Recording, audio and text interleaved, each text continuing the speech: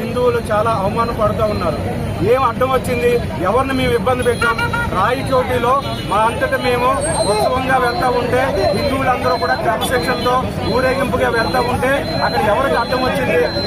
ఏ ఇబ్బంది లేకుండా వెళ్తా ఉంటే అక్కడ ఉన్నటువంటి అల్లరిమోకులు హిందువులపై దాడి చేయడం జరిగింది.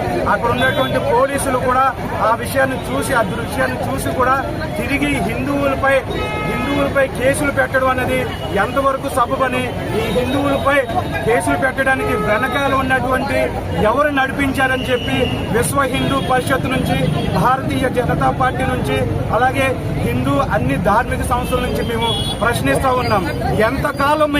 ఎంతకాలం హిందువులు మీరు అనగదొక్కుతారు? భారతదేశంలో ఉండి కూడా మా ఆత్మభావాన్ని, మా ఆత్మగౌరవాన్ని ఎంతకాలం చంపుకోవాలని చెప్తా ఉన్నాం. మేము ఇక్కడ నుంచి ఒక విషయాన్ని మీకు తెలియజేస్తూ ఉన్నాం. ఇక్కడ నుంచి హిందూ వ్యవస్థపై గాని, హిందూ విధానాలపై గాని, హిందువుల జోలుకు గాని ఎవరన్నా వస్తే అది ఏ సంస్థ గాని కావచ్చు, పోలీసు వ్యవస్థ కావచ్చు, రాజకీయ వ్యవస్థ కావచ్చు, ఏ వ్యవస్థ గాని హిందువుల జోలికి గాని వస్తే ఇక్కడ నుంచి చెప్తా ఉన్నాం, మా హిందువుల యొక్క ఐక్యత ఏ విధంగా ఉంటుందో భవిష్యత్తు రోజుల్లో మీరు చవి చూస్తారని చెప్పి సందర్భంగా నేను చెప్తా ఉన్నాం.